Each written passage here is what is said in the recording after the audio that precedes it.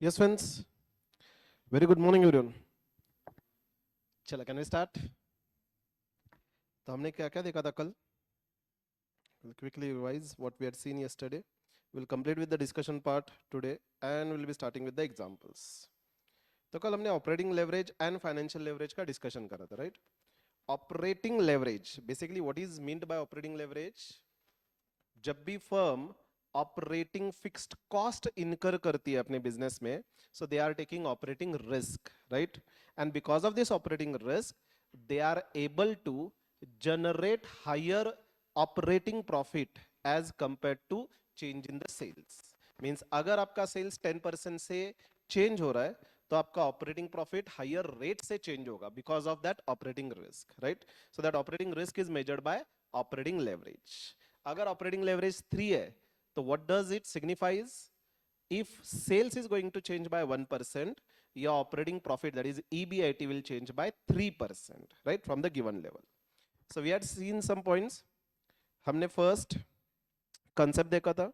Then we had seen कि अगर आपका fixed cost higher है, तो operating risk higher है, operating leverage will be also higher, and vice versa. Second, हमने formula देखा था कि जब दो set of data दिया जा रहा है आपको, then operating leverage will be calculated as percentage change in EBIT divided by percentage change in sales. And if the single set of data has been given, directly we can calculate contribution upon EBIT, right? Format याद है ना आपको?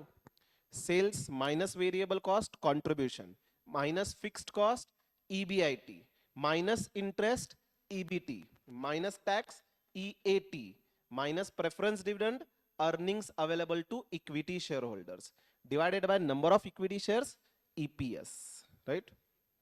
Then this was very important point. Operating leverage में हम किसका relation measure करते हैं? Sales में change का impact on EBIT, right? Operating break-even point means we are calculating the level of sales at which your operating profit is zero, right? The operating break-even point is calculated as fixed cost divided by contribution per unit. ये formula use करके आपको sales units में मिलेगा. And operating break-even point is also calculated as fixed cost divided by PV ratio.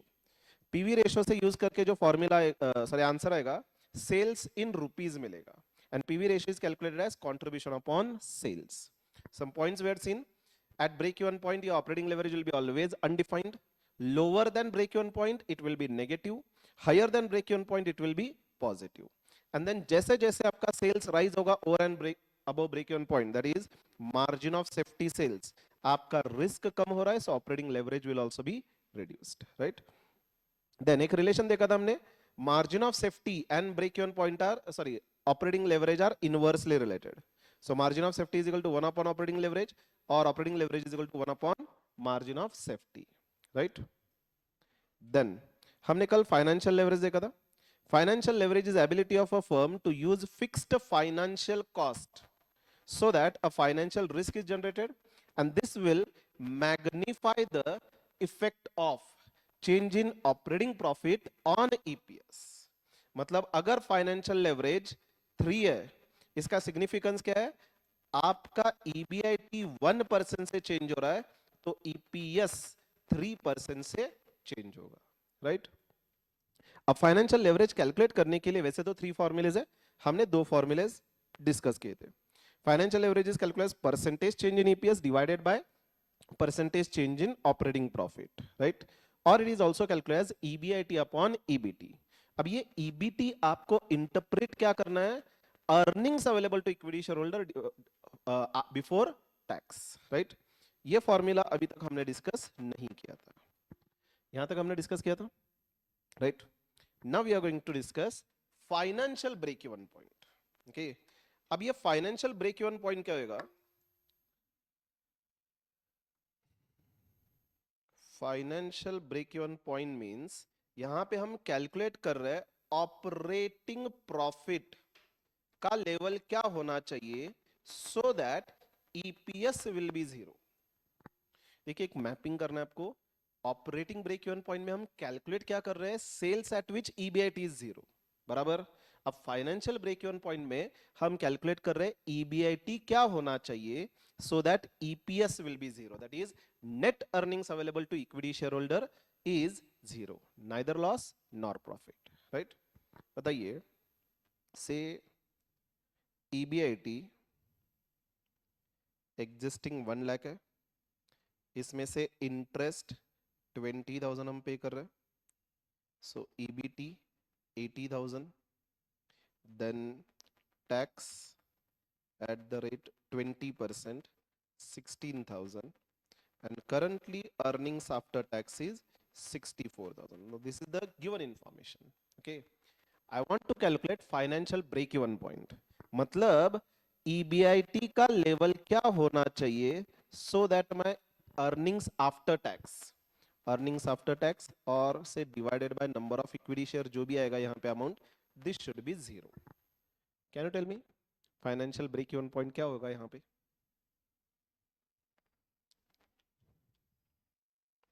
In this example मेरा EBIT क्या होना चाहिए so that net earnings available to equity share holder will be 0? 20,000. Check करके देखिए, अगर मेरा ईबीआईटी 20,000 होता, interest 20,000 less होगा, so EBT will be 0, tax will be 0, EAT will be 0, number of equity shares कितने भी होने दो, 0 divided by any number will be 0. Is it right? तो यहाँ पे फॉर्मूला क्या बन रहा है? Financial break even point is equal to simply interest.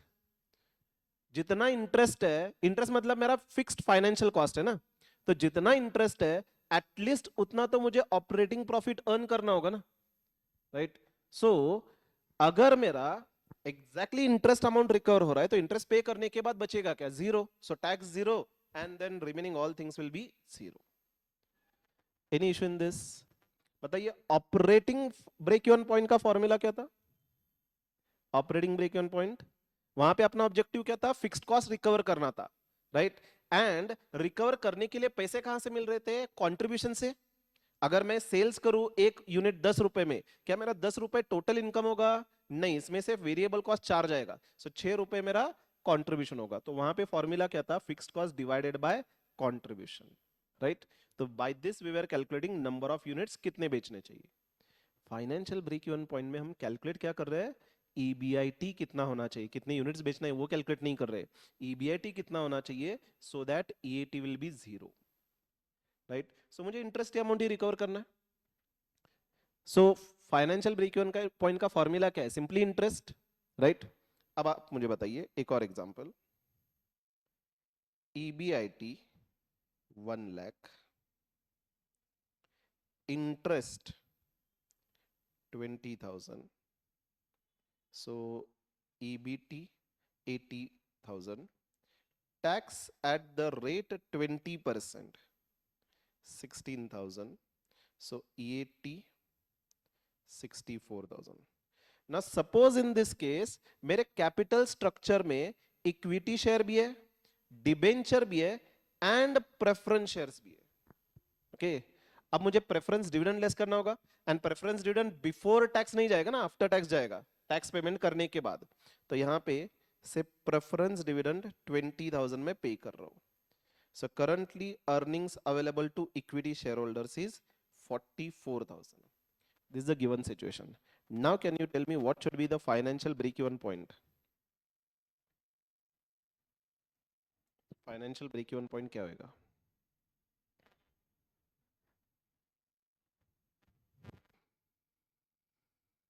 Financial break-even point means I'm calculating the level of EBIT at which total earnings available to equity shareholders will be 0, and effectively EPS will be also 0.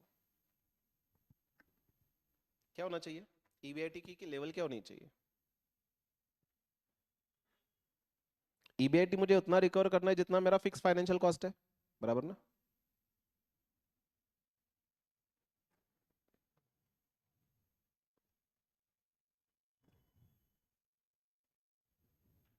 Don't go with the formulas as such, concept समझिए.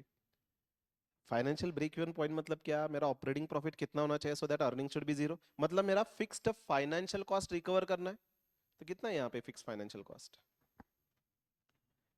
Interest है, preference dividend है, ये दो fixed cost है ना मेरे, right? Dividend छोड़ करके डिबेंचर पे इंटरेस्ट एंड प्रेफरेंस डिविडेंड, ये दोनों मेरे फिक्स्ड फाइनेंशियल कॉस्ट है, is it right? Preference dividend normally 99% of the cases cumulative होता है, बराबर? सो करंट ईयर में लिक्विड फंड्स ना हो तो नेक्स्ट ईयर में तो पे करना ही होगा, मतलब इररिस्पेक्टिव ऑफ प्रॉफिटेबिलिटी हर साल मुझे प्रेफरेंस डिविडेंड पे करना है। सो फाइनेंस में प्रेफरेंस डिविडेंड को भी हम फिक्स्ड फाइनेंशियल कॉस्ट कंसिडर करते हैं। तो कितना कमाना चाहिए so as to recover my fixed financial cost? 20,000, 20,000, 40,000? Let's check. अगर मैं 40,000 कमाऊं तो इंटरेस्ट जाएगा 20,000, so EBT 20,000, tax 20%, so 4,000, then 16,000 preference dividend जाएगा 2,000, तो 4,000 का लॉस हो रहा है, मतलब 40,000 तो करेक्ट नहीं है। Then what should be the answer? ये कंसेप्ट तो बराबर है कि मुझे फिक्स्ड फाइनेंशियल कॉस्ट रिकवर करना है, मतलब interest as well as preference dividend. तो अगर मैं एग्जैक्टली अमाउंट रिकवर करूं तो भी मेरा लॉस आ रहा है, तो क्या होना चाहिए?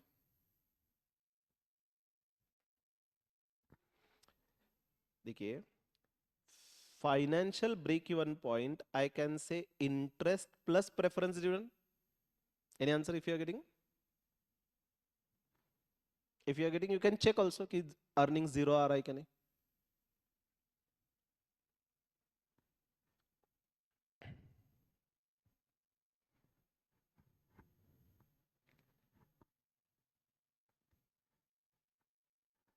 $45,000 एग्जैक्टली। इफ यू चेक 45,000, इसमें से इंटरेस्ट लेस जाएगा 20,000, तो 25,000 ईबीटी बचा, 20% इस पे टैक्स यानी कि 5,000, सो 20,000 ईएटी बचा, इसमें से प्रेफरेंस डिविडेंड जाएगा 20,000, नो लॉस नो प्रॉफिट। तो कैलकुलेट कैसे किया आपने? अमाउंट चेक करके किया? ओके। यहाँ पे financial break even point means I am calculating the level of EBIT at which my earning should be zero, right? तो बेसिकली मुझे फिक्स्ड फाइनेंशियल कॉस्ट रिकवर करना है, so no doubt it should be interest plus preference dividend only, right? But हम calculate क्या कर रहे हैं? This calculation is basically EBIT ना? Now this EBIT is before tax, is it right? Interest, it is also before tax cash flow only। देखिए यहाँ पे tax less करने के पहले हमने यहाँ पे इंटरेस्ट लेस किया था, तो मेरा इंटरेस्ट भी बिफोर टैक्स है, लेकिन प्रेफरेंस डिविडेंड जो है ये कैश फ्लो जो है it is after tax cash flow. Okay, तो ये जो आफ्टर टैक्स कैश फ्लो है उसका इक्विवेलेंट मुझे बिफोर टैक्स कन्वर्ट करना होगा। Is it right? Now how we can do? Suppose मेरा बिफोर टैक्स कैश फ्लो 100 है एंड टैक्स रेट जो है 20% है, तो आफ्टर टैक्स कितना होगा? 80, बराबर ना? 100 के ऊपर 20%, 100 इंटू 20%। तो आफ्टर टैक्स कैलकुलेट कैसे किया हमने? 100 माइनस 20% ऑफ 100, तो 20% means 20 divided by 100, I can से 0.20। मैं अगर 100 कॉमन लू, 1 माइनस 0.20, इज इट राइट? तो ऑलवेज रिमेंबर, ये कैलकुलेशन आगे जाके बहुत जगह लगेगा, जब भी मुझे after tax cash flow calculate करना है, बिफोर टैक्स दिया हुआ है, तो how I will B calculating? Before tax cash flow into 1 minus tax rate. यहां पे अगर मैं कैलकुलेट करूं 100 into 1 minus 0.20, that is 80, is it right? यहां पे हमने क्या किया है? पहले कैश फ्लो बिफोर टैक्स थी उसको आफ्टर टैक्स कन्वर्ट करा है, is it right? Here also you can check, यहां पे देखिए 25,000 बिफोर टैक्स था, आफ्टर टैक्स कितना है? 20,000। 25,000 इंटू 1 माइनस 0.20 अगर करेंगे तो 25,000 इंटू 0.80 कितना आएगा? 20,000 ही आएगा, इज इट राइट? तो जब भी कैश फ्लो, ये पॉइंट याद रखना है, जब भी after tax cash flow calculate करना है एंड बिफोर टैक्स दिया हुआ है, तो क्या करेंगे? 1 माइनस टैक्स रेट से मल्टीप्लाई करेंगे। ओके, नाउ यहां पे मेरा कैश फ्लो आफ्टर टैक्स है, उसको मुझे बिफोर टैक्स में कन्वर्ट करना है।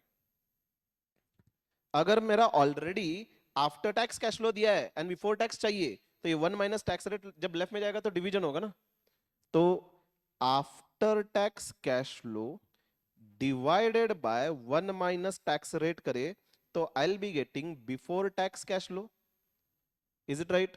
तो प्रेफरेंस डिविडेंड 20,000 जो था ये आफ्टर टैक्स था, तो उसका इक्विवेलेंट बिफोर टैक्स कितना होना चाहिए? 1 माइनस 0.20। तो 20,000 divided by 0.80, this will B 25,000. Is it right? मतलब प्रेफरेंस डिविडेंड इक्विवेलेंट अमाउंट अगर 25,000 होता तो उसमें से 5,000 20% लेस होकर के 20,000 आफ्टर टैक्स कैश फ्लो आता. So this point you have to remember कि जब भी हमें बिफोर टैक्स कोई कैश फ्लो को में कन्वर्ट करना है, आफ्टर टैक्स दिया हुआ है, तो आफ्टर टैक्स कैश फ्लो को डिवाइड करेंगे by 1 minus tax rate. Is it right? तो यहां पे अब फॉर्मूला क्या बन रहा है? Financial break even point, as we have discussed, it will be recovery of fixed financial cost, so interest plus preference dividend. अब financial break even point, basically we are calculating EBIT, which is before tax. Interest is also before tax. तो preference return क्योंकि after tax है, उसको मुझे convert करना है before tax में, तो मैम यहां पे 1 माइनस टैक्स रेट से डिवाइड करेंगे. So this becomes a formula for calculation of financial break even point. अगर कैपिटल स्ट्रक्चर में प्रेफरेंस शेयर कैपिटल है ही नहीं, तो सिर्फ इंटरेस्ट कैलकुलेशन होगा, टोटल ऑफ द इंटरेस्ट. अगर प्रेफरेंस शेयर कैपिटल दिया हुआ है तो preference dividend divided by 1 minus tax rate करना होगा. Have you understood this? Any issue in this? Okay. Now financial leverage का फॉर्मूला क्या लिखा था हमने? EBIT अपॉन EBT. इज इट राइट? अब ये EBT मतलब इंटरप्रेट क्या करना था आपको? Earnings before tax available to equity share holders. ये कल हमने लिखा हुआ है. Is it right? Can I rewrite this as EBIT divided by EBT? मतलब क्या है? EBIT minus interest only. EBT मतलब बराबर. नाउ सपोज अगर आपके कैपिटल में प्रेफरेंस शेयर से दिया हुआ है, तो मुझे डिनोमिनेटर में क्या लेना था? Before tax earnings available to equity share holder, बराबर. तो EBIT में से interest as well as preference dividend less करना होगा. Am I right? So that EBIT में से इंटरेस्ट जाएगा, प्रेफरेंस डिविडेंड जाएगा, जो अर्निंग्स बचा वो किसके लिए अवेलेबल होगा? इक्विटी शेयर होल्डर्स के लिए. But again the problem is EBIT before tax है, इंटरेस्ट बिफोर टैक्स है, लेकिन प्रेफरेंस डिविडेंड आफ्टर टैक्स है. तो मुझे ये प्रेफरेंस डिविडेंड का equivalent before tax cash flow calculate करना होगा. So preference dividend I will be dividing by 1 minus tax rate. Have you understood? ये हमने फॉर्मूला लिखा था यहां पे as a third formula. So EBIT upon EBIT minus interest minus preference dividend, that is earnings available to equity share holders itself. लेकिन ये preference dividend after tax है, तो उसको बिफोर टैक्स में कन्वर्ट करने के लिए हमने डिवाइड किया था 1 माइनस टैक्स रेट. ये फॉर्मूला कब यूज करेंगे? यहां पे लिख सकते हो, जस्ट कल हमने लिखा था, when preference share capital is there in capital structure. ये जो थर्ड फॉर्मूला लिखा है उसके ऊपर when preference share capital is there in capital structure लिखी. ये थर्ड फॉर्मूला तब यूज करेंगे हम.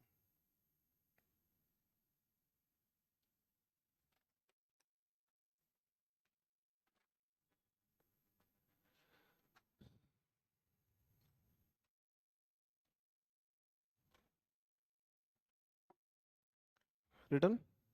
So let me check what we had written yesterday. Ability of firm to use fixed financial cost we have written. And ये 3 points लिखा था ना हमने, बस इतना ही लिखा था. Okay. So this was second point formula. Now write down third point.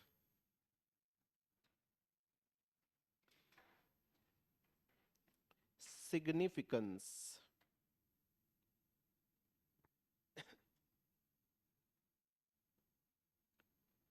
If a financial leverage is 3,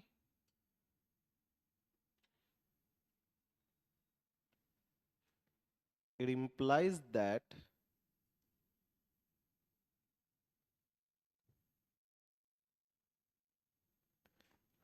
if financial leverage is 3, it implies that if EBIT changes by 1%, then EPS will change by 3%.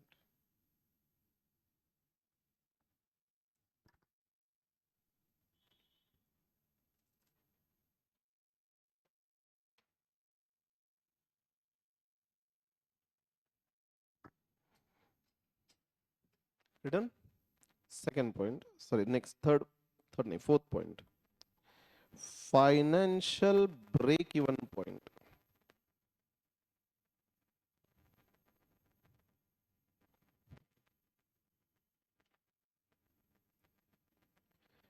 It is level of EBIT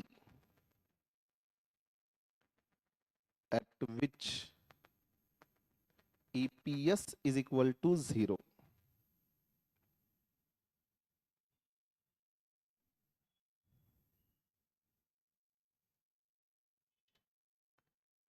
Financial BP is equal to, first, if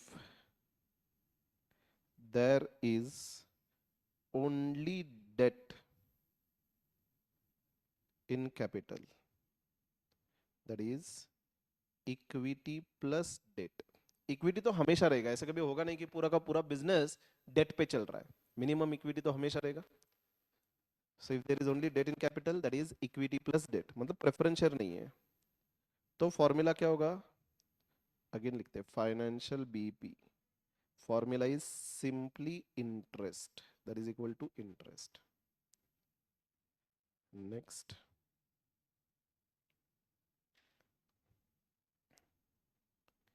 if there is debt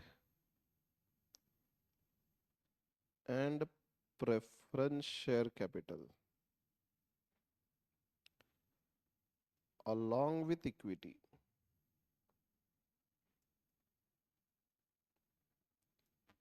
if there is debt plus preference share capital along with equity,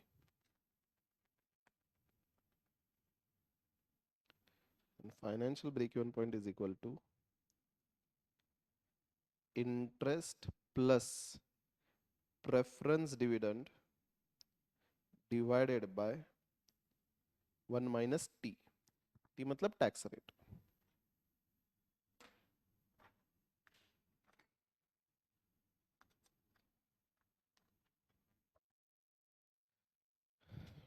and tax rate यहाँ पे decimal में लेंगे, percentage में नहीं. मतलब suppose अगर tax rate 30% है तो 1 माइनस 0.30 करेंगे, क्वाइट लॉजिकली. ये तो आपको पता रहेगा, 1 माइनस 30 तो नहीं करेंगे, 29 वगैरह नहीं लिखेंगे, I know. Done.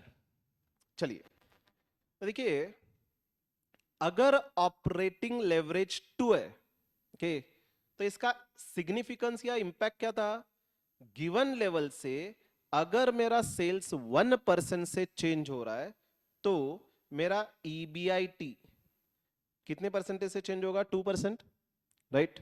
And supposing financial leverage 3 है, इसका इंप्लीकेशन क्या था, ईबीआईटी अगर 1% से चेंज होगा तो मेरा ईपीएस 3% से चेंज होगा.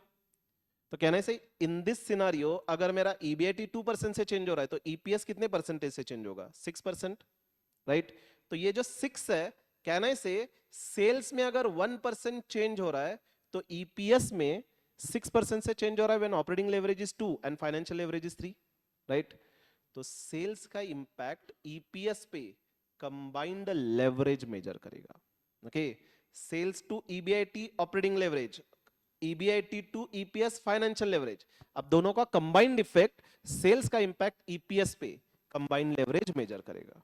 तो here when your sales is changing by 1%, EPS is expected to change by 6%, right? तो कहने से combined leverage will be 6 over here. And ये calculation कैसे करेंगे, operating leverage into financial leverage, am I right? तो यहाँ पे combined leverage का formula simply operating leverage into financial leverage. Simple words में दोनों का कंबाइंड इफेक्ट, टोटल रिस्क हम मेजर करेंगे. यहाँ पे operating fixed cost as well as financial fixed cost का इंपैक्ट हम मेजर कर रहे हैं. Have you understood this? चलिए एक बार नोट्स में से रीड करते हैं. What all things we have seen so far. This we have already seen. Break even point पे your operating leverage will be not definite, EBIT will be 0. Lower break even point पे या EBIT is negative, operating leverage will be negative. Higher break even point पे operating leverage will be positive. This we already seen. Financial leverage we have seen all these points. ये formula भी हमने लिखा हुआ है. Significance also we have written. Impact of fixed financial charges. Again same point कि जितना higher fixed cost है उतना आपका रिस्क ज्यादा, फाइनेंशियल लेवरेज भी ज्यादा. तो किसी भी कंपनी में जब आप इन्वेस्ट करते हो, से आपको शेयर्स में इन्वेस्ट करना है, ओके से एक पर्टिकुलर इंडस्ट्री में दो कंपनी है, company A, company B. Okay, company A का फाइनेंशियल लेवरेज है 2, कंपनी बी का फाइनेंशियल लेवरेज है 3. What does it signifies? Company B के कैपिटल स्ट्रक्चर में डेट कंटेंट ज्यादा है, बराबर ना? क्योंकि जब भी आपका फाइनेंशियल फिक्स्ड कॉस्ट हायर होगा तब ये फाइनेंशियल लेवरेज ज्यादा होगा, क्योंकि whenever financial fixed cost is higher, financial risk is higher, and risk is measured by financial leverage. Is it right? तो जिस कंपनी का फाइनेंशियल लेवरेज हायर है उस कंपनी के कैपिटल स्ट्रक्चर में डेट कंटेंट ज्यादा है, उस कंपनी का रिस्क ज्यादा है. तो जब आप इन्वेस्ट करेंगे शेयर्स में, you should be checking the financial leverage. Getting the point? तो whenever higher fixed cost, there will be higher financial leverage. ये break even point we have already seen the calculation. Again same, financial leverage will be undefined at break even point, क्योंकि break even point पे EPS क्या होगा? 0. EBIT will be also 0, right? तो EBIT 0 नहीं, sorry, EBT, that is earnings available to equity shareholder will be 0. तो EBIT divided by EBT, so anything number denominator में अगर 0 हो तो वो undefined होगा, right? So degree of financial leverage is negative below break even point. It is positive above break even point. जैसे जैसे आपका EBIT इंक्रीज होगा, क्या ना, इसे फाइनेंशियल रिस्क कम हो रहा है, right? So therefore your financial leverage will decrease. Okay, same thing is been given in this manner. अगर फाइनेंशियल फिक्स्ड कॉस्ट 0 है, मतलब आप कोई भी फिक्स्ड कॉस्ट इनकर नहीं कर रहे, तो we can say no financial leverage. अब ये 0 कब होगा? Can I say in case of unlevered firm. Unlevered firm मतलब जिस, याद है पहले unlevered firm 100% equity finance company, तो उस कंपनी के कैपिटल स्ट्रक्चर में ना ही डेट है ना ही प्रेफरेंस शेयर कैपिटल है, 100% इक्विटी से फाइनेंस किया हुआ है, तो फिक्स फाइनेंशियल कॉस्ट 0 है. एंड अगर फिक्स फाइनेंशियल कॉस्ट ही 0 है तो इन दैट केस EBIT से 2 लाख है माइनस इंटरेस्ट और प्रेफरेंस 0, तो EBT विल बी ऑल्सो यहाँ पे 2 lakhs, right? So it will be 2 lakhs divided by 2 lakhs, तो फाइनेंशियल लेवरेज विल बी 1 मतलब जितना आपका अर्निंग्स है उतना ही नेट EPS रहेगा. ओके, सो फाइनेंशियल लेवरेज का इंपैक्ट ही नहीं है यहाँ पे. जैसे जैसे fix financial cost higher, financial leverage will be higher. All this points we have already seen. EBIT financial break even point के ऊपर अगर हो तो या financial leverage will be positive, lower अगर हो तो financial leverage will be negative, right? अब ये क्या है? Trading on equity, we will discuss it later on. अब बेस्ड ऑन दिस मच, ये भी मैं पेंडिंग रख रहा हूं. When a firm is said to be favorably financial leverage, कब आपको लेवरेज का यूज करना है, कब नहीं करना है, वो बाद में डिस्कस करेंगे. ओके, सम बेसिक पहले एग्जांपल सॉल्व कर लेते हैं. Combined leverage, we have already seen the calculation will be either contribution upon EBT or financial leverage, sorry, operating leverage into financial leverage. Operating leverage का formula क्या है? contribution upon EBIT, and financial leverage का formula क्या है? EBIT upon EBT. So this will be cancelled. Contribution upon EBT. This will be the formula for degree of combined leverage. Okay. Now tell me,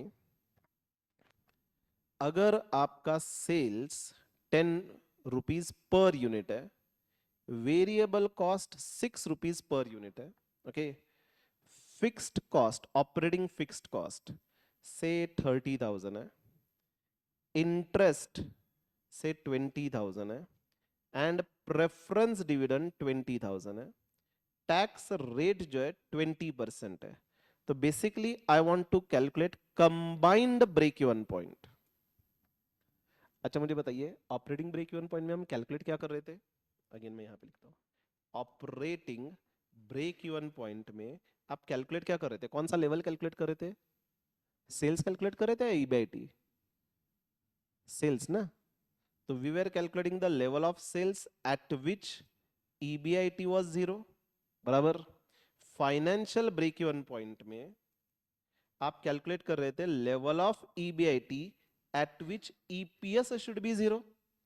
अब बताइए combined break even point पे हम calculate क्या करेंगे? We will be calculating the level of sales at which EPS should be 0. Are you getting? Combined break even point मतलब total मुझे कितने units बेचने हैं so that total earnings available to equity shareholders will be no loss no profit. Have you understood this? तो कितने units बेचने होंगे इन this example? Discuss करें या आप कैलकुलेट करेंगे? आप कैलकुलेट करेंगे, बताइए.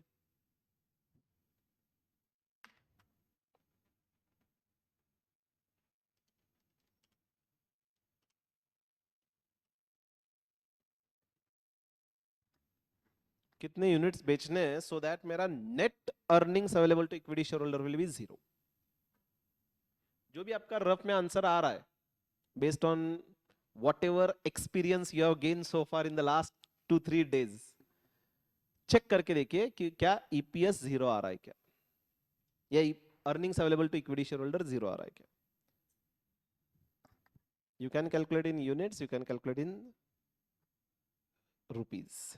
कंबाइंड ब्रेक इवन पॉइंट मतलब मेरा सेल्स कितना होना चाहिए सो दैट मेरा ईपीएस और earnings to equity share holder 0 होगा.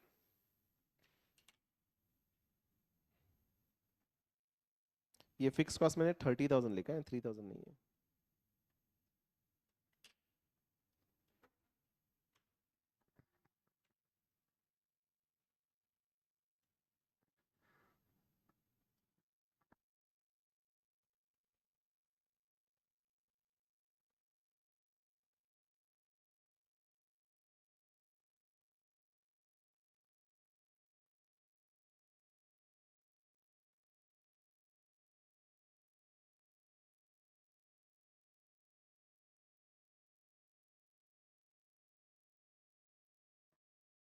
मेरा ऑब्जेक्टिव है मुझे टोटल कॉस्ट रिकवर करना इन सच अ मैनर कि मेरा टोटल अर्निंग 0 हो. You can tell me sales in rupees, you can tell me sales in units.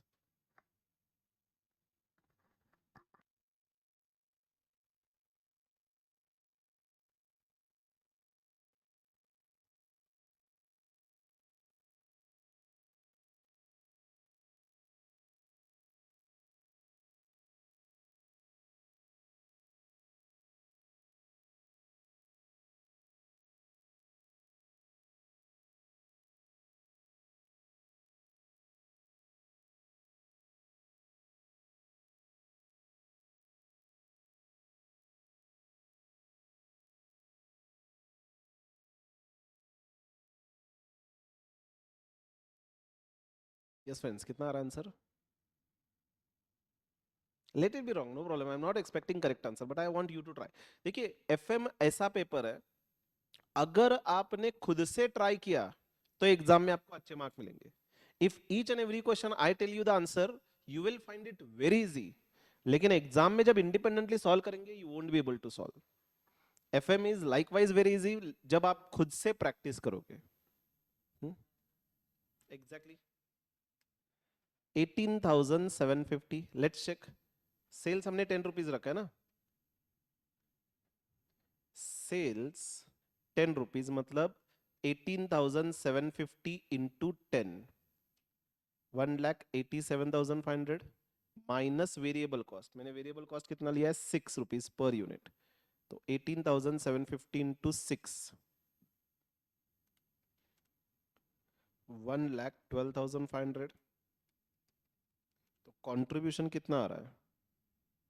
75,000 minus fixed cost 30,000. So EBIT 45,000 minus interest हमने 20,000 लिया है. सो EBT 25,000 less tax at the rate 20%, 5,000.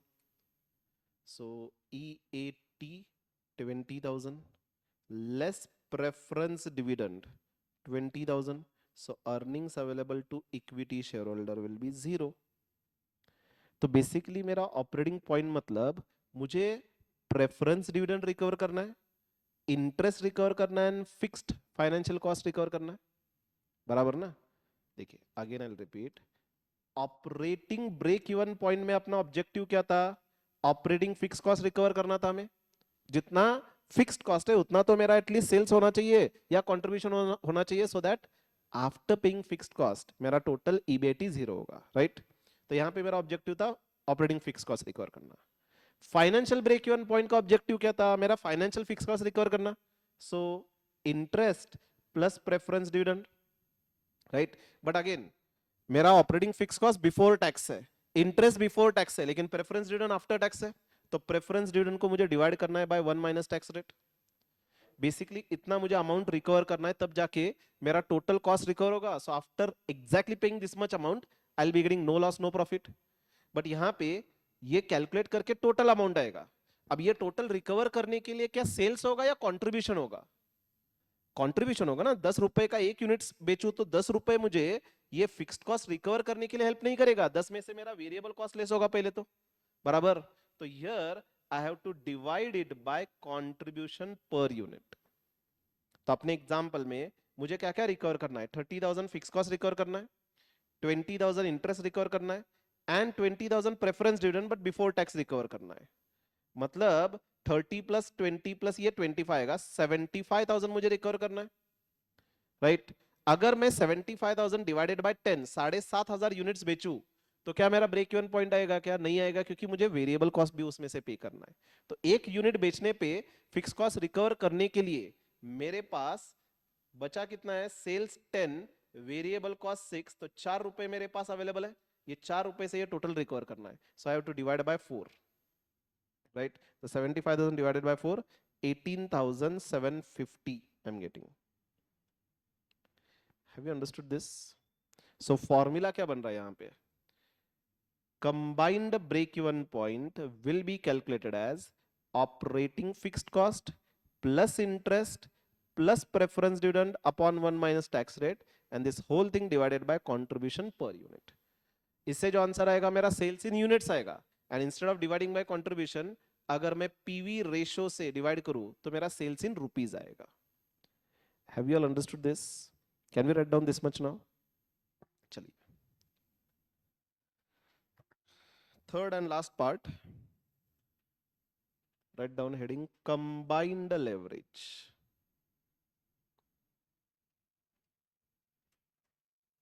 slash total leverage.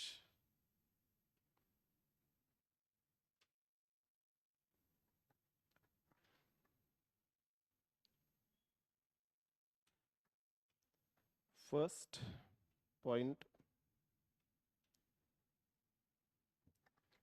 we can say it is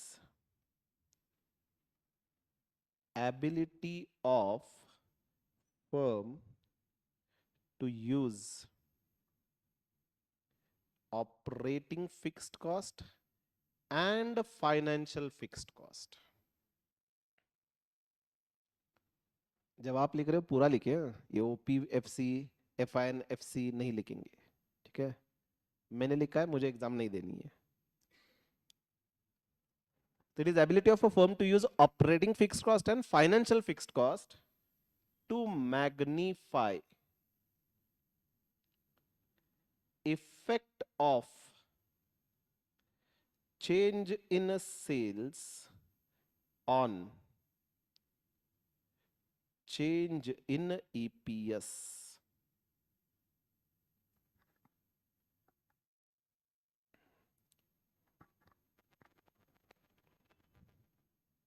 Done. Second point, formulae. Combined leverage is calculated as contribution upon EBT, that is net earnings before tax to equity share holder.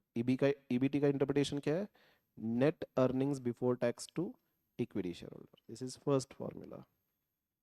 Second formula, combined leverage is calculated as operating leverage into financial leverage, and third, combined leverage is calculated as percentage change in EPS divided by percentage change in sales.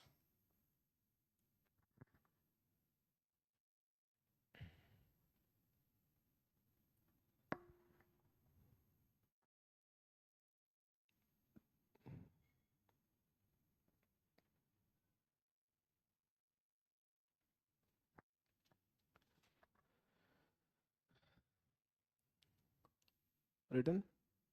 Third point, significance. If combined leverage is phi,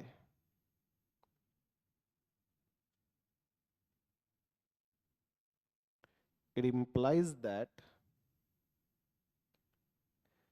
if sales is changing by 1%, then EPS will change by 5%.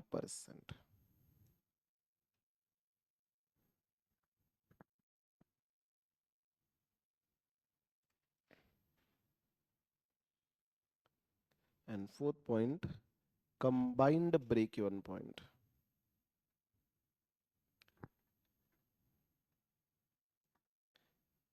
It is level of sales at which EPS is equal to 0.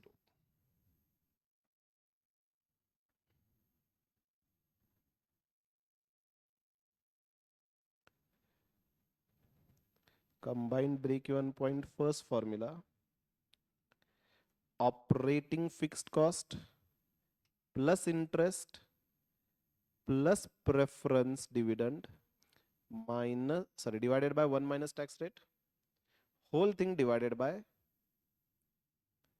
contribution per unit.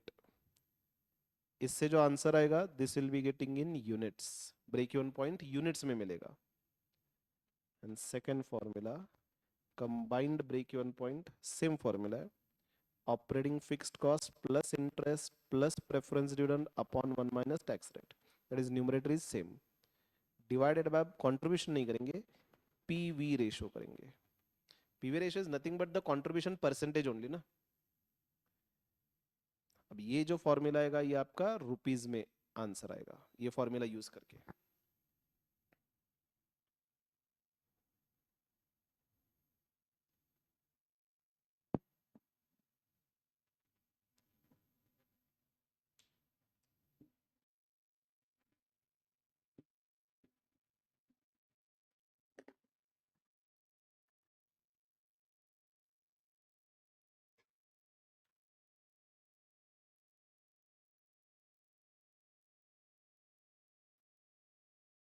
Done?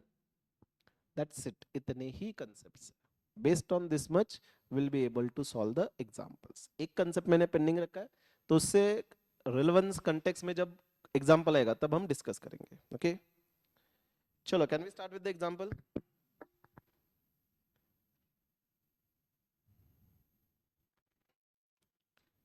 Read first question. Find the operating leverage from the following data. Sales दिया 50,000, variable cost दिया 60,000, 60%, fixed cost दिया 12,000. Can you tell me orally calculate करके? We'll write it properly, but before that,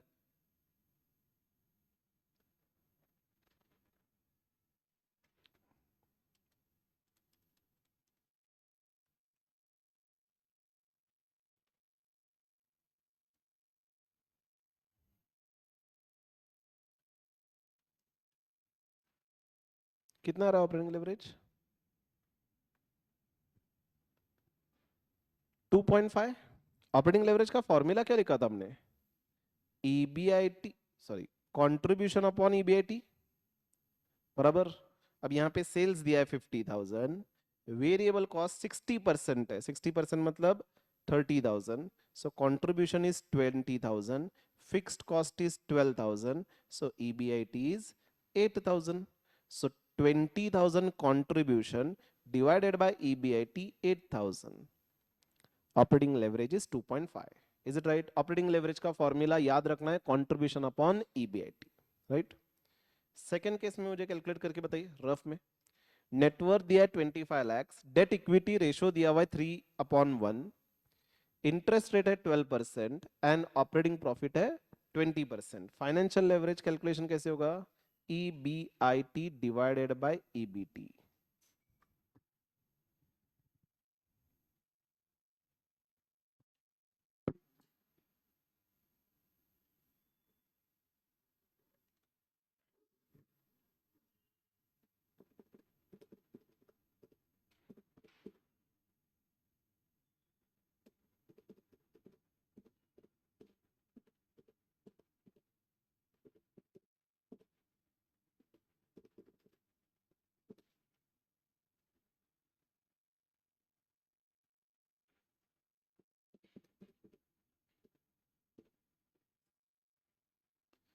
EBIT divided by EBT कितना आ रहा है?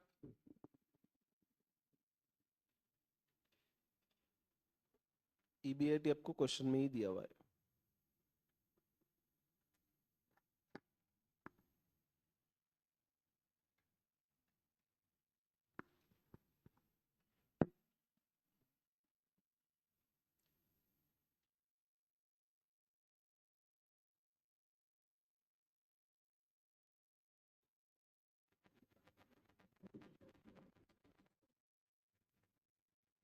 Answer आ रहा है क्या? सिंपल कैलकुलेशन है।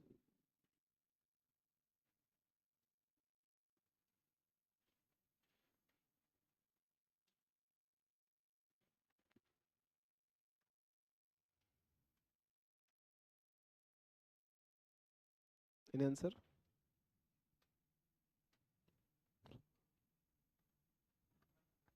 1.12 सेम आ रहा है, डिफरेंट आ रहा है? कितना आ रहा है? 2.70। ओके,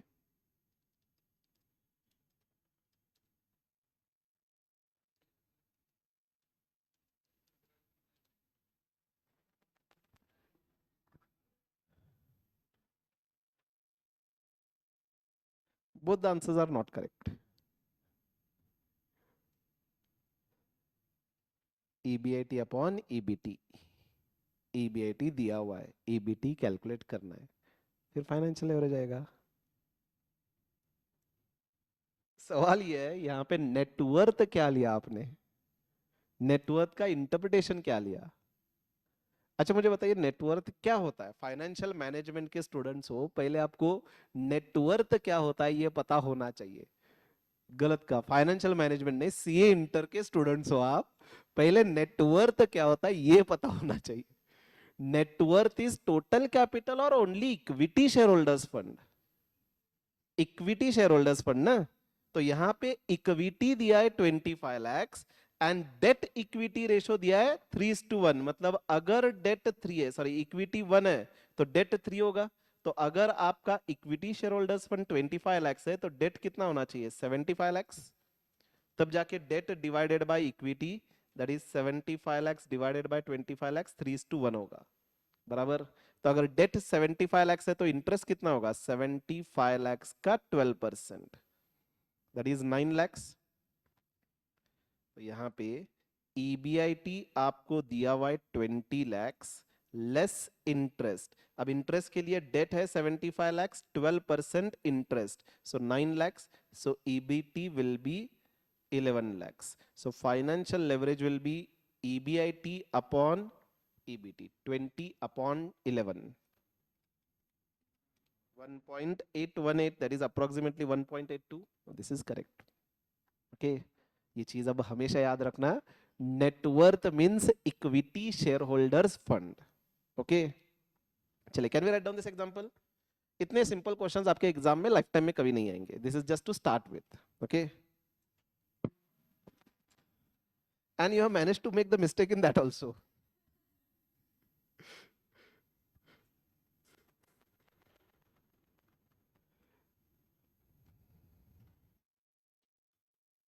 चलिए राइट डाउन, हेडिंग लिखिए प्रैक्टिकल एग्जांपल्स। क्लास नोट्स मतलब exam questions later on solve करना है। फर्स्ट एग्जांपल, इसमें first working, calculation of operating leverage, serial number, particulars, right hand side rupees, तो serial number is sales first case में दिया था 50,000 less variable cost at the rate 60%, तो 50,000 का 60% 30,000,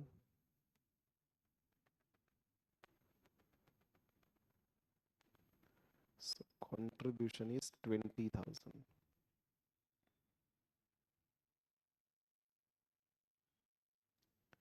less fixed cost 12,000, so EBIT C minus D 8,000. Operating leverage is contribution upon EBIT.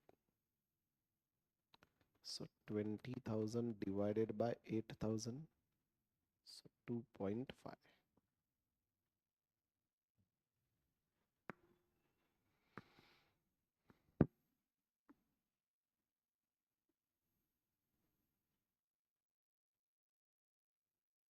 Done. Second,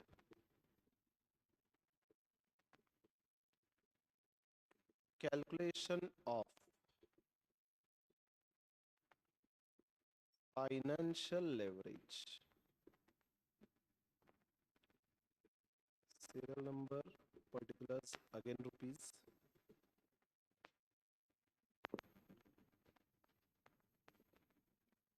Here we have to start with operating profit, that is EBIT. EBIT question में दिया है 20 lakhs less interest. अब interest के लिए यहाँ पे directly working दिखाएंगे 75 lakhs into 12%, and ये 75 lakhs कहाँ से आया, that will show in working note. 75 lakhs debt हमने कैलकुलेट किया ना, ये क्वेश्चन में दिया नहीं था, तो उसके लिए वर्किंग नोट दिखाएंगे। यहाँ पे लिख सकते हैं 75 lakhs के नीचे वर्किंग नोट 1, तो 75 lakhs into 12%, 9 lakhs, so EBT 11 lakhs.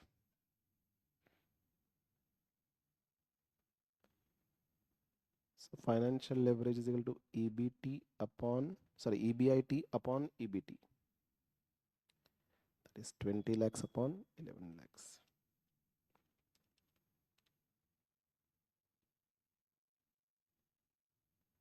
So it is 1.8.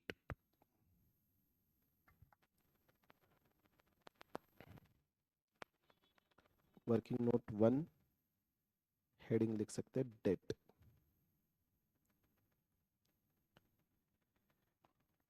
Net worth bracket में लिखे equity share holders fund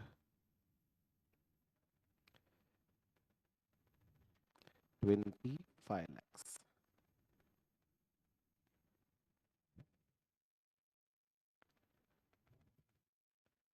Debt equity 3:1. Therefore, debt is equal to 25 lakhs into 3. मतलब you can show like this: debt upon equity 25 lakhs is equal to 3 upon 1, तो cross multiplication, so debt की value 75 lakhs.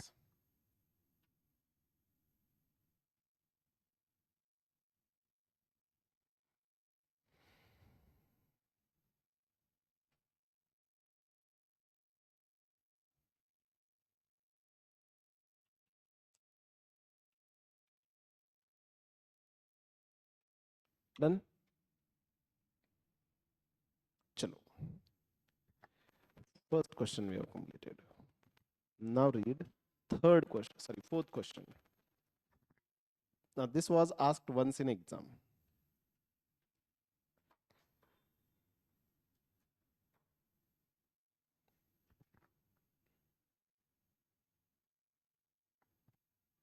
Is it visible?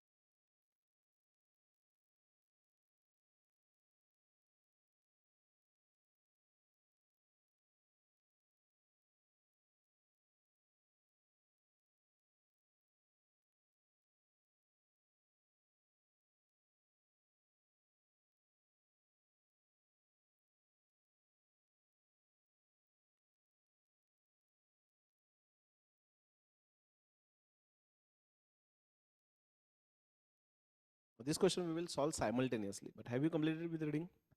देखिए क्या दिया है? There are two situations, situation 1 and 2. Situation 1 में operating fixed cost 4000 है and situation 2 में 5000 है. So you can write like this. And this situation 1 and 2 में further financial plan A and B है. So I can write like this. There are four different scenarios. Situation 1 financial plan A and B. Situation 2 financial plan A and B. ठीक है, यहां पे operating fixed cost situation 1 में 4000 है and situation 2 में 5000 है. M I right?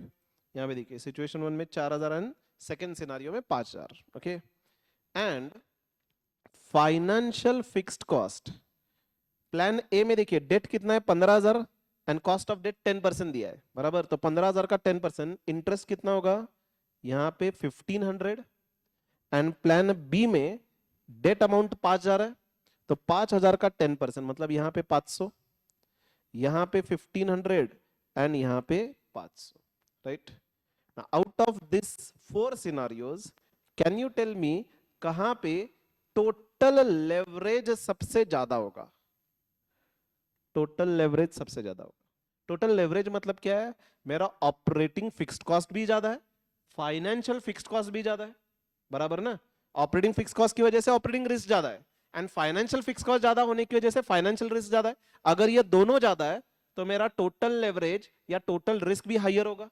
बराबर, तो सिचुएशन 1 एंड 2 में कंपेयर करिए. यहां पे 4000 है, यहां पे फिक्स्ड कॉस्ट 5000, तो रिस्क कहां पे ज्यादा होगा? ऑपरेटिंग रिस्क सिचुएशन 2 में ना. फाइनेंस ऑपरेटिंग फिक्स कॉस्ट ज्यादा है तो ऑपरेटिंग लेवरेज सिचुएशन 2 में ज्यादा होगा.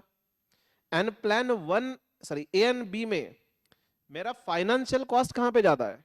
1500 एंड 500, दिस इज हायर, तो यहां पे मेरा फाइनेंशियल लेवरेज ज्यादा होगा.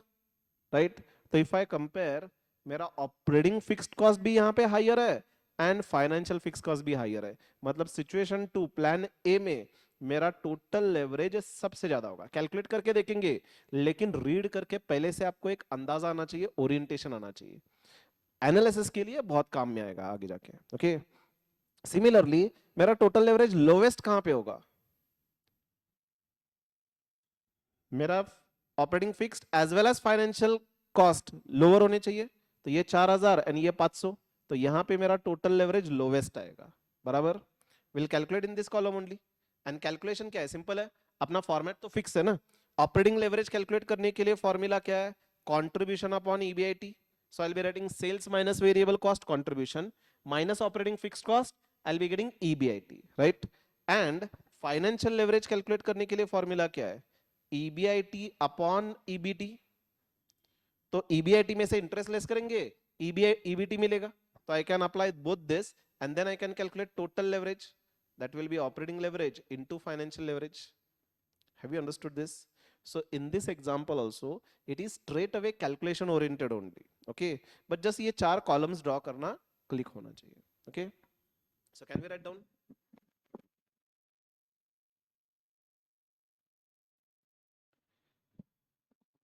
write down example number 4. Calculation of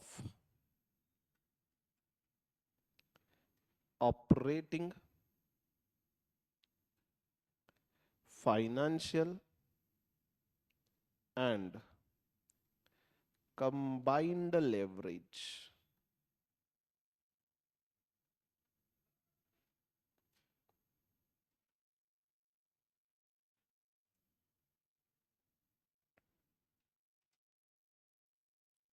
We'll draw column serial number, particulars, situation 1, situation 2. इसमें plan A, plan B, plan A, plan B.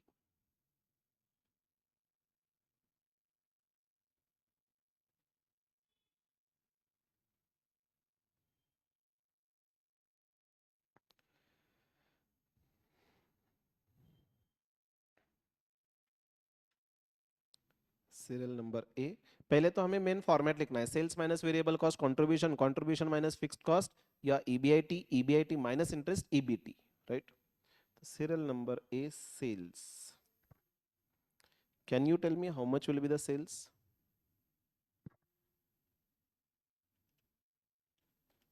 In all columns,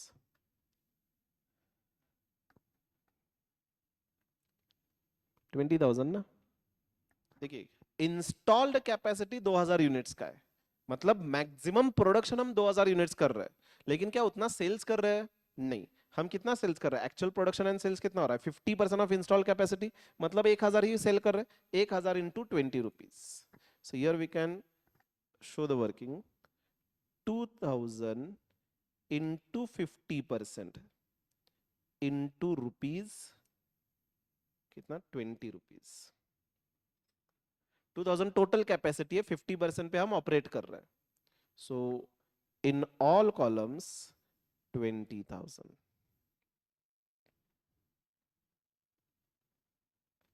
serial number B, less variable cost. Variable cost 10 रुपए पर unit है. कितने units बेच रहे हैं हम? 1000. 1000 into 10, so that is 10,000 in all columns.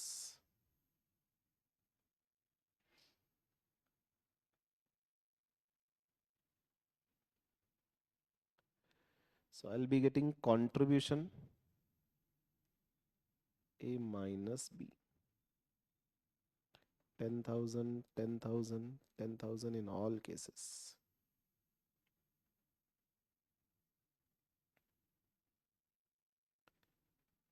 Contribution minus fixed cost. अब देखिए, सिचुएशन 1 वाले जो कॉलम है, दोनों कॉलम में 4000 4000 लिखना है, एंड सिचुएशन 2 वाला जो कॉलम है, दोनों कॉलम में 5000 5000 लिखना है.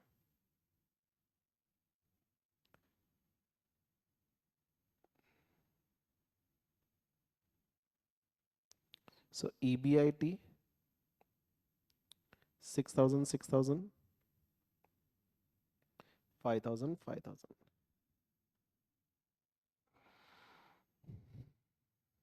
Next line, less interest.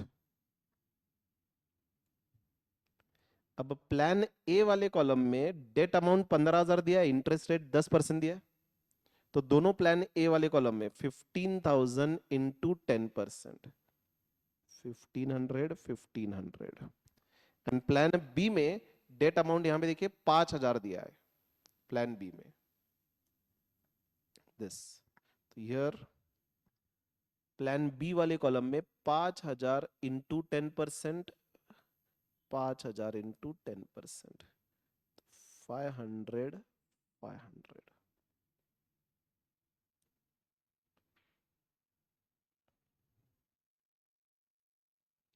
So EBT कितना आएगा?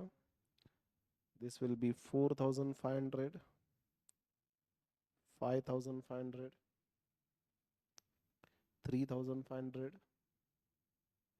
4,500.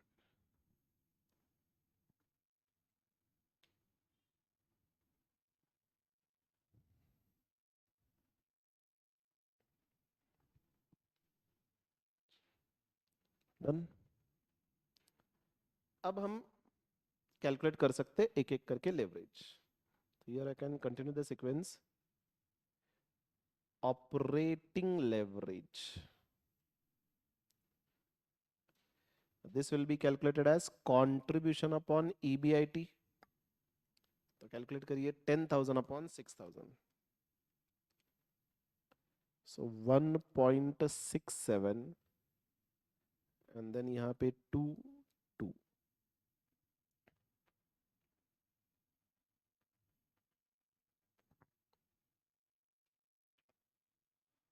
So can you see यहाँ पे जहाँ पे फिक्स्ड ऑपरेटिंग कॉस्ट ज्यादा है सिचुएशन 2 वाले कॉलम में 5,000 5,000, मेरा ऑपरेटिंग रिस्क ज्यादा है, सो ऑपरेटिंग लेवरेज हाइयर आ रहा है, right. Then financial leverage,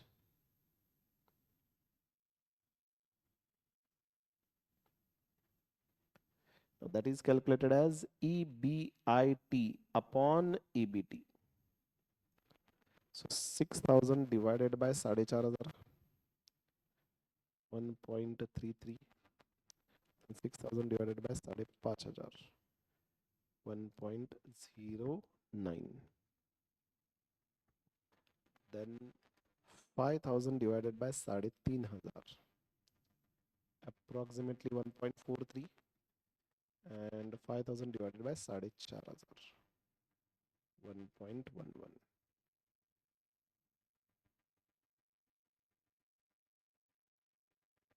So next I can write combined leverage.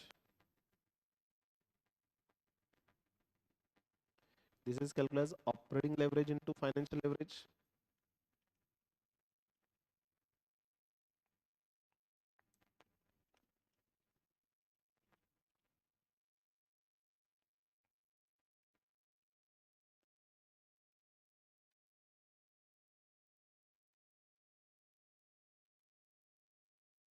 Just check whether these figures are correct.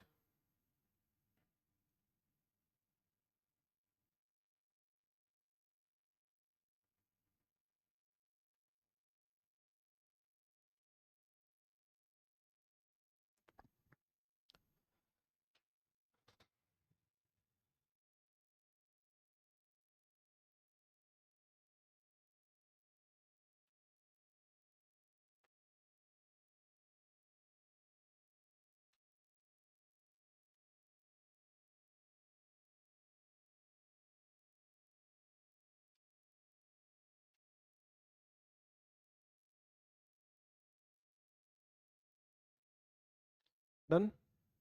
सो जैसे कि हमने ऑलरेडी डिस्कस किया था, सिचुएशन 2 में मेरा ऑपरेटिंग कॉस्ट ज्यादा है एंड फाइनेंशियल प्लान ए में फाइनेंशियल कॉस्ट ज्यादा है। तो in all 4 columns this is the column in which मेरा both cost fix cost highest है, तो मेरा टोटल लेवरेज यहाँ पे हाईएस्ट आ रहा है। एंड सिचुएशन 1 प्लान बी में मेरा दोनों कॉस्ट लोवेस्ट थे, तो टोटल लेवरेज लोवेस्ट आ रहा है। Have you understood this? चलो,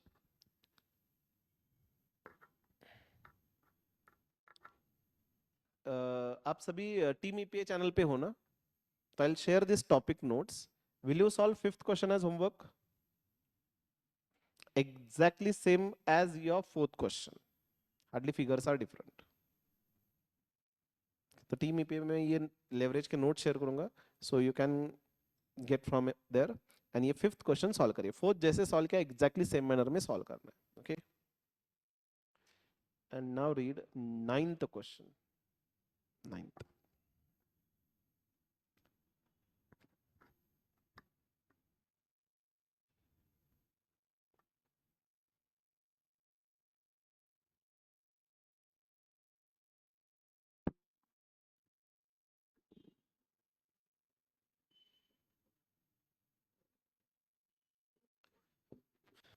ये इन्फ्रेंस बाद में देखेंगे।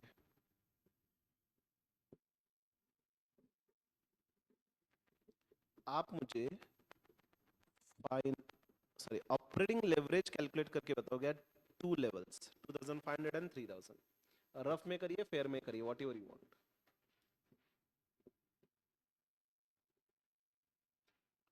You can calculate on one any one level से 2500 पे जस्ट कैलकुलेट करके बताइए. 3000 वाला सेम कैलकुलेशन होगा, फिर सिर्फ नंबर्स डिफरेंट होंगे.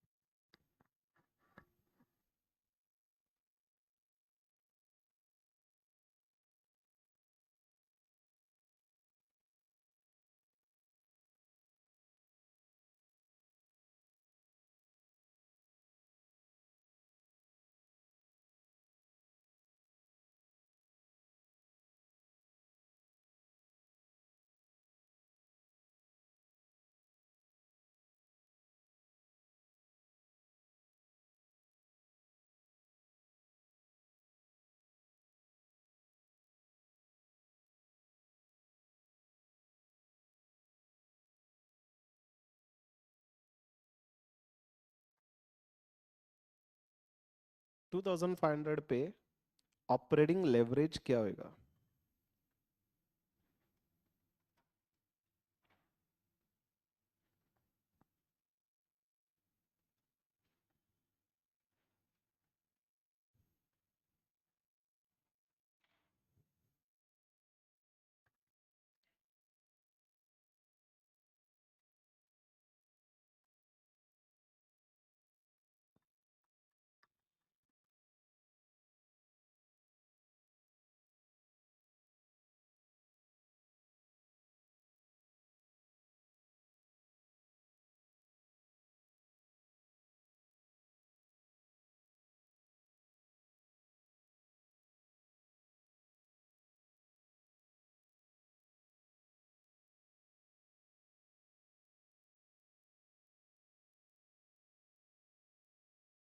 सर ठीक है, ऑपरेटिंग लेवरेज का फॉर्मूला तो सिंपल है, कंट्रीब्यूशन अपॉन ईबीआईटी. 2500 दिया हुआ है, सेलिंग प्राइस दिया है, वेरिएबल कॉस्ट दिया है, तो कंट्रीब्यूशन पर यूनिट कैलकुलेट कर सकते हो, टोटल कंट्रीब्यूशन कैलकुलेट कर सकते हो. फिक्स कॉस्ट दिया नहीं है. कितना कितना आ रहा है? 10 एग्जैक्टली exactly. तो ऑपरेटिंग लेवरेज कितना आ रहा है? ऑपरेटिंग लेवरेज का फॉर्मूला क्या है? अच्छा, should we discuss contribution upon EBIT. Contribution 14 rupees selling price, 9 rupees variable cost, मतलब 5 रुपए. एंड कितने यूनिट्स बेच रहे हैं? 2500. तो कंट्रीब्यूशन कितना आएगा? 12,000. अब उसमें से फिक्स कॉस्ट लेस करना था, लेकिन फिक्स कॉस्ट दिया नहीं है हमें क्वेश्चन में. बट फिक्स कॉस्ट जब दिया नहीं तो ब्रेक इवन पॉइंट दिया हुआ है. Is it right? देखिए I explain. Break even point का फॉर्मूला क्या है? Operating break even point fixed cost divided by contribution per unit, बराबर. तो नंबर ऑफ यूनिट्स दिया है ना 2000, so 2000 is equal to fixed cost divided by contribution कितना है? 14 माइनस 9. 14 माइनस 9 ओनली ना. हाँ, तो कितना आएगा? Divided by 5.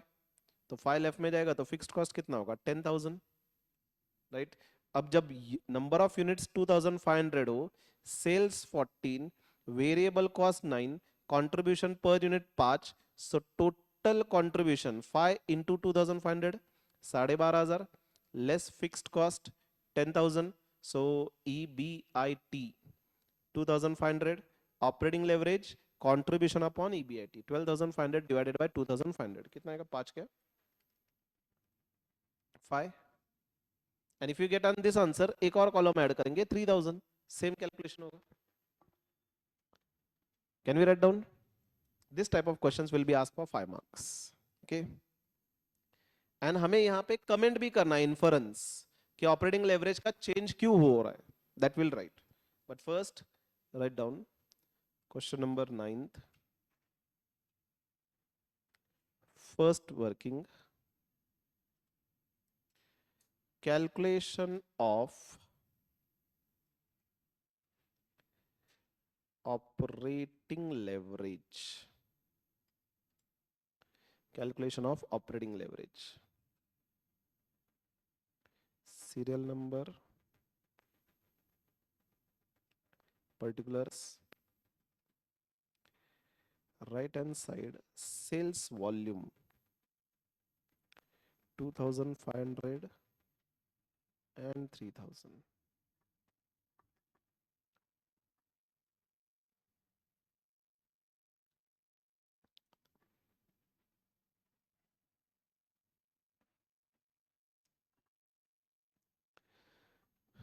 The first point is sales. But can we directly start with contribution? Sales दिया हुआ है, variable cost भी दिया है, तो instead of writing sales, I can directly start with contribution. Contribution at the rate rupees 5 per unit. 5 कैसे? 14 minus 9.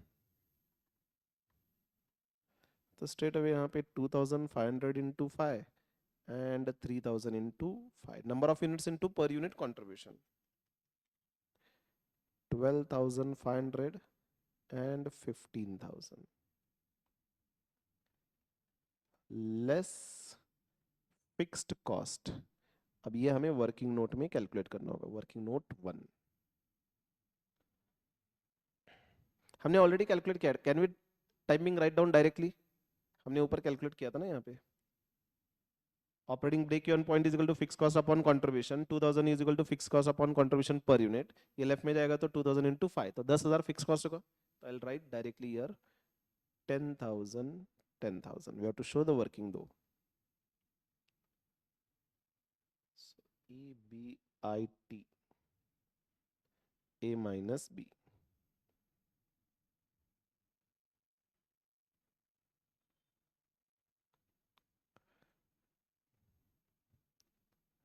So serial numbers D, operating leverage, C upon EBIT, contribution upon EBIT. So 5 and 3.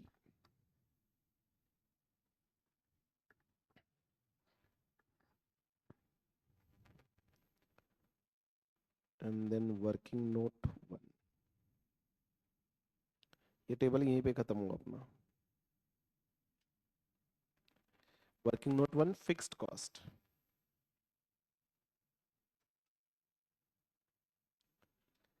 Operating break even point is equal to fixed cost divided by contribution per unit. यहाँ पे break even point units में दिया हुआ है, तो divided by contribution वाला formula use करेंगे. अगर break even point sales rupees में दिया रहता तो we would have taken fix cost divided by PV ratio. बराबर. So 2000 is equal to fix cost divided by 5 rupees. therefore fixed cost is 2000 into 5, that is 10,000.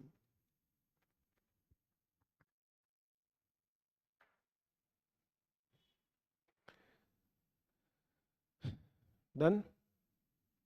ये question में बस इतना calculation नहीं था, हमें कमेंट भी करना था.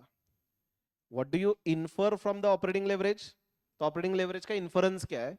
And at this two levels operating leverage are different. तो व्हाई दे आर डिफरेंट? तो इन्फरेंस क्या लिखेंगे? यहां पे ऑपरेटिंग लेवरेज इज 5. इसका इंप्लीकेशन क्या है? यहां से सेल्स अगर 1% से चेंज होता है तो आपका ऑपरेटिंग प्रॉफिट 5% से चेंज होगा. सिमिलरली यहां पे सेल्स अगर 1% से चेंज हो रहा है तो आपका ऑपरेटिंग प्रॉफिट 3% से चेंज होगा. This inference we have to write. This will be point 1 and this will be point 2. And third point हमें लिखना है कि जो पहले ऑपरेटिंग लेवरेज 5 था वो आगे जाके चेंज हुआ 3 हुआ. तो why it has changed? Can you tell me the reason? हमने ऑलरेडी डिस्कस किया हुआ है. जैसे जैसे सेल्स अपना राइज होगा, can we say break even point के ऊपर मार्जिन ऑफ सेफ्टी सेल जैसे से राइज हो रहा है, आपका ऑपरेटिंग रिस्क कम आ रहा है. एंड ऑपरेटिंग रिस्क अगर कम आ रहा है तो ऑपरेटिंग लेवरेज भी कम आएगा. This will be the reason. So can we write down? चलिए इसके नीचे write down second part, inference and comment. inference and comment. First point,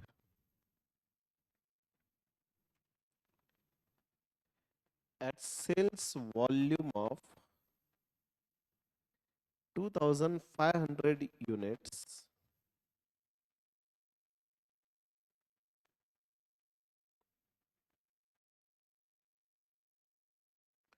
the operating leverage is 5.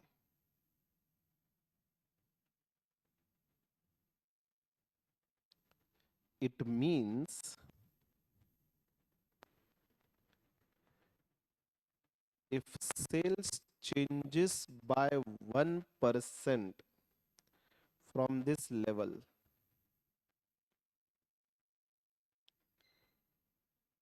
EBIT will change by 5%.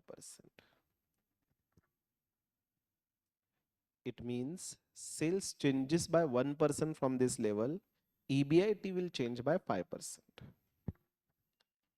Second point, at sales volume of 3000 units, the operating leverage is 3. Same point. It means if sales changes by 1% from this level,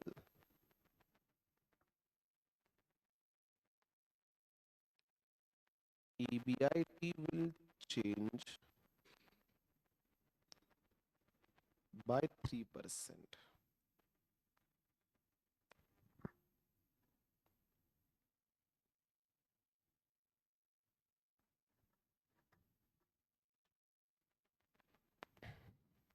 Done.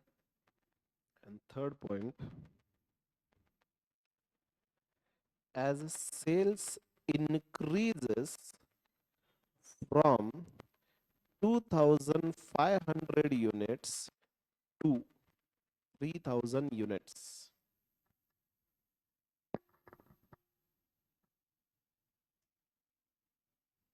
as sales increases from 2500 units to 3000 units, the operating leverage falls from 5 to 3. Operating leverage falls from 5 to 3. This is because as sales rises,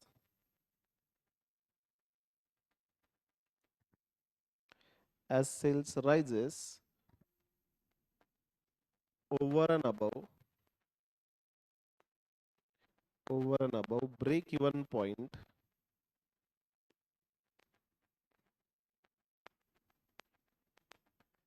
bracket में, that is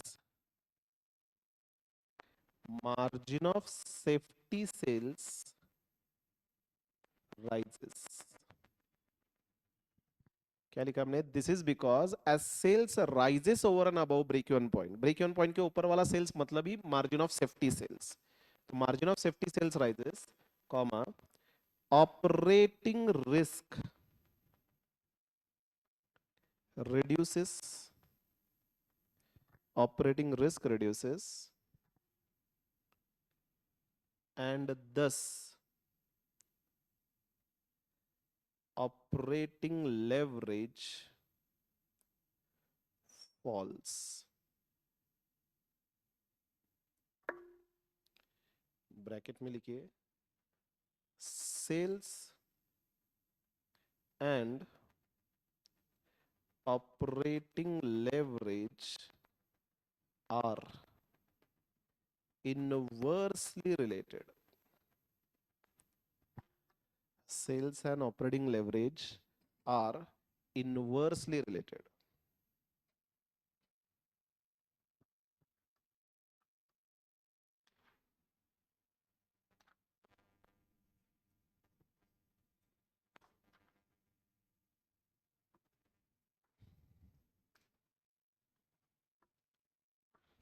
done, चलिए. So this was 9 question. Such kind of questions will be asked in your exam. Okay. अब एक और question, ये 10th वाला जो question है बहुत इंपॉर्टेंट है. Similar question has been multiple times asked, वो लास्ट में करेंगे. Now read 13th question. ये डीटीएल मतलब क्या है? Degree of total leverage, and DFL degree of financial leverage are 3 and 2 respectively. Company pays annual interest of 60,000, preference share dividend 16,000, variable cost are 2 lakhs, income tax rate 60%. What are the amount of sales revenue and fixed operating cost? क्या इसका answer मुझे आप बताएंगे try करके, या हम simultaneously solve करें? क्या करें? Will you try? This type of questions are tricky questions, तो स्ट्रेट फॉरवर्ड आंसर नहीं आएगा, थोड़ा आपको सोचना होगा. ट्राई करिए. 13th.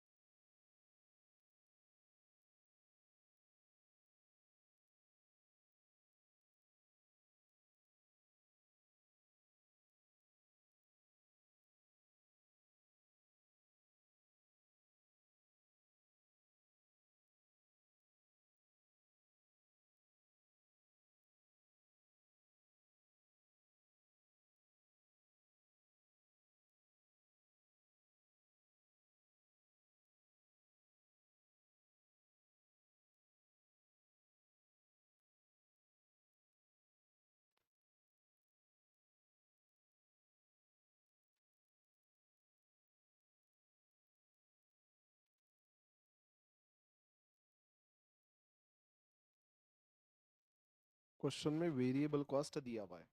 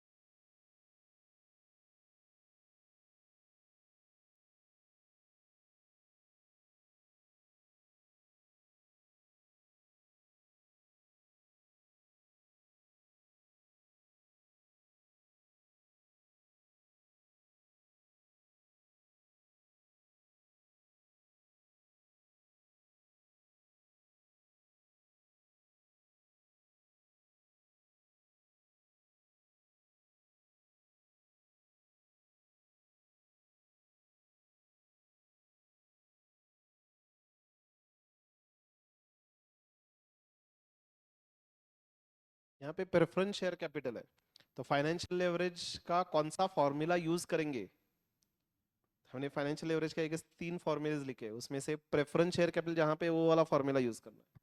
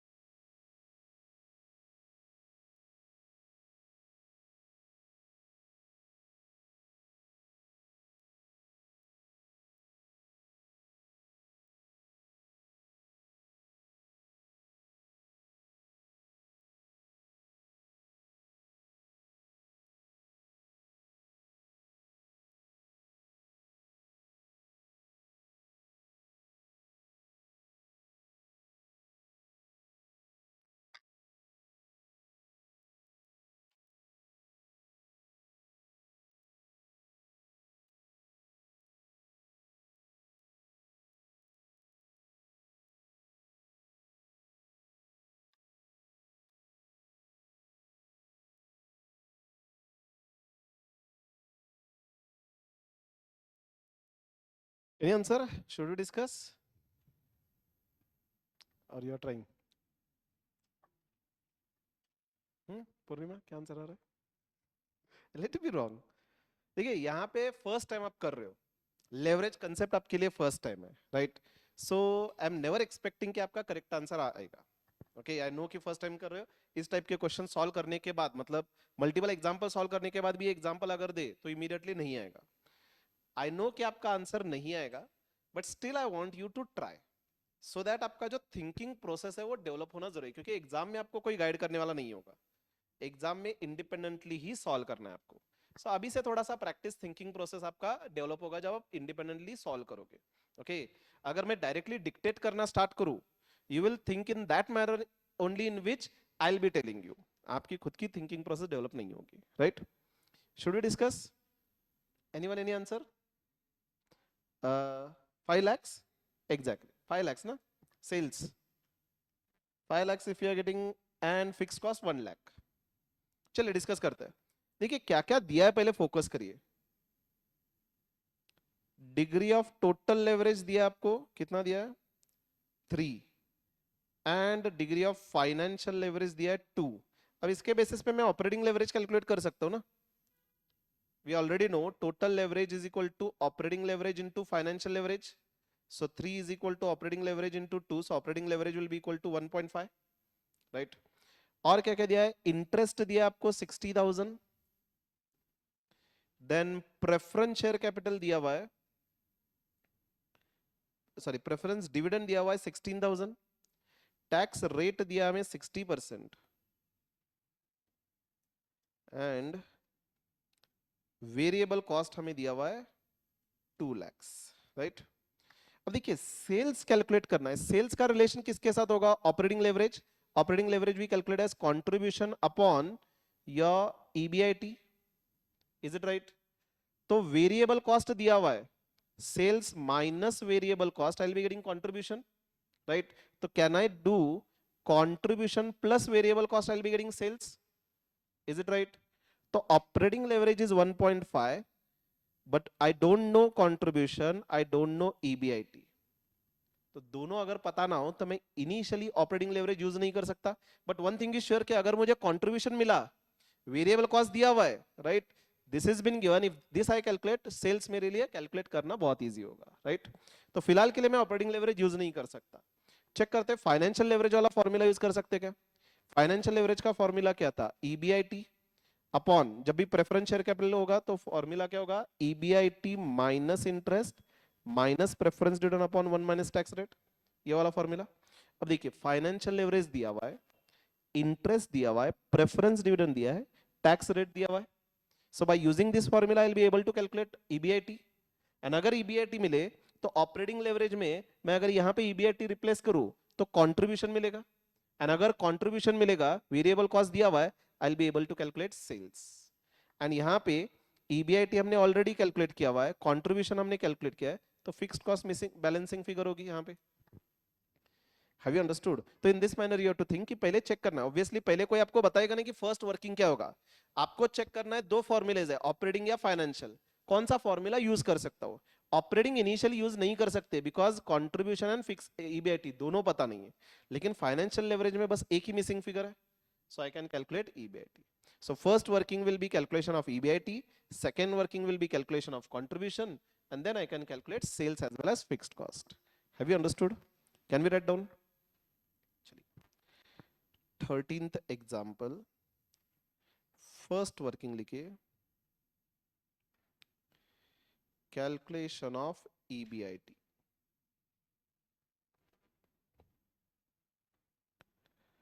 Right down financial leverage is equal to EBIT upon EBIT minus interest upon preference dividend upon EBIT upon EBIT minus interest minus preference dividend upon 1 minus tax rate. So 2 is equal to, time being EBIT को हम x assume करते हैं. Every time instead of writing this full, I can use x.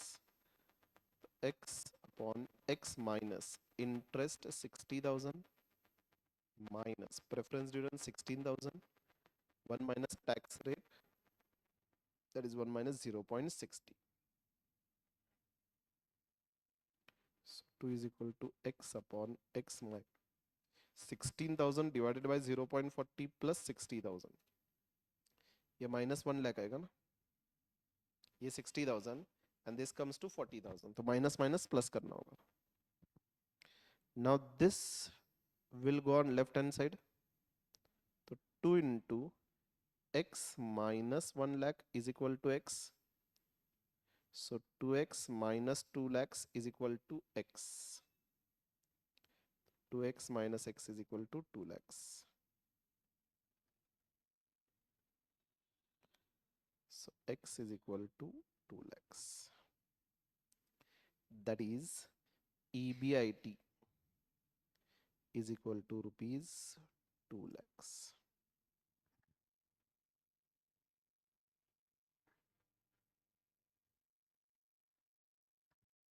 Done?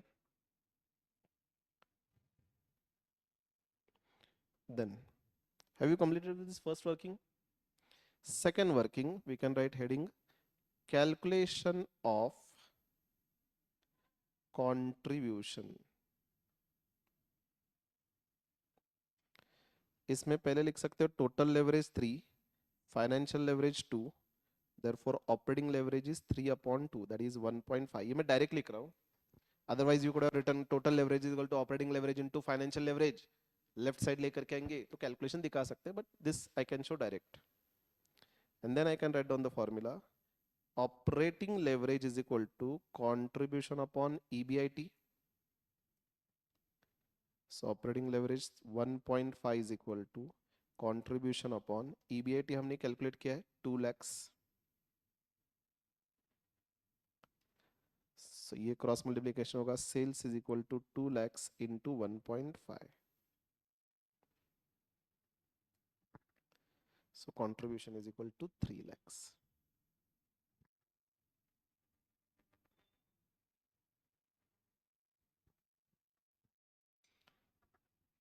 Done.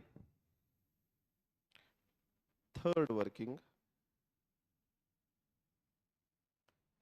calculation of sales volume.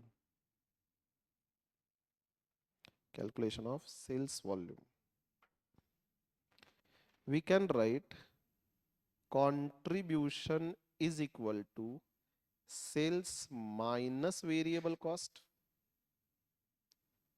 ये variable cost left में जाएगा. Therefore, sales is equal to contribution plus variable cost. So contribution हमने calculate किया 3 lakhs, variable cost question में दिया है 2 lakhs. Therefore, sales is equal to 5 lakhs.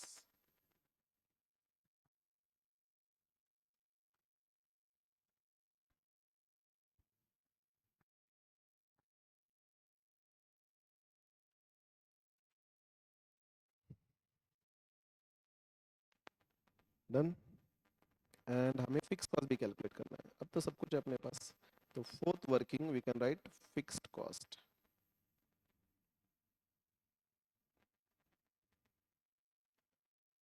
Can we write EBIT is calculated as contribution minus fixed cost.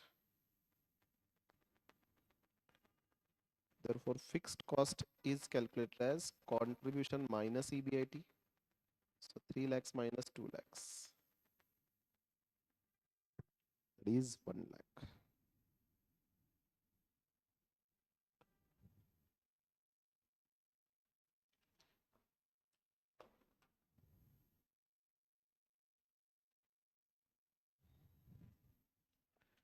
Done? Have you understood? चलिए, remaining questions we will continue tomorrow. So tomorrow more interesting questions will be solving, more exam like questions will be solving. ठीक है? चलो.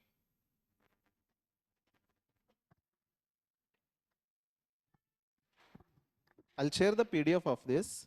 आज आपको घर जाके क्या करना है, हमने ऑलरेडी समरी बनाई है, सिर्फ हाफ आवर फाइनेंशियल मैनेजमेंट के लिए रिवीजन के लिए रखना है. ओके, तो वो हाफ आवर में एक एग्जांपल जो था वो 10 मिनट्स में आपका सॉल्व हो सकता है। फोर्थ जो क्वेश्चन सॉल्व किया था एज इट इज है, जस्ट फिगर्स डिफरेंट है। एंड रिमेनिंग 20 मिनट्स में हमने जो समरी लिखी थी फॉर्मुलेज की, वो सारे फॉर्मुलेज रिवाइज करना है। जितने भी क्वेश्चन हमने सॉल्व किया है एक बार जस्ट गो थ्रू करिए। ओके, फर्स्ट क्वेश्चन सॉल्व नहीं किया या गो थ्रू नहीं किया तो भी चलेगा, रिमेनिंग क्वेश्चंस एक बार जस्ट गो थ्रू करिए। अगर डेली बेसिस पे आप एफएम का हाफ आवर में, इवन क्लास में जितना किया वो रिवाइज करते जाएंगे, तो आगे जाके एफएम का जो आपका रिवीजन पार्ट है वो सिर्फ 4 या 5 दिन में पूरा फाइनेंशियल मैनेजमेंट आप रिवीजन कर सकते हो। ओके, उसके लिए ज्यादा टाइम देने की जरूरत नहीं है। So make sure every day half hour you have to dedicate for this subject. Okay, चलिए will conclude for now, will meet tomorrow.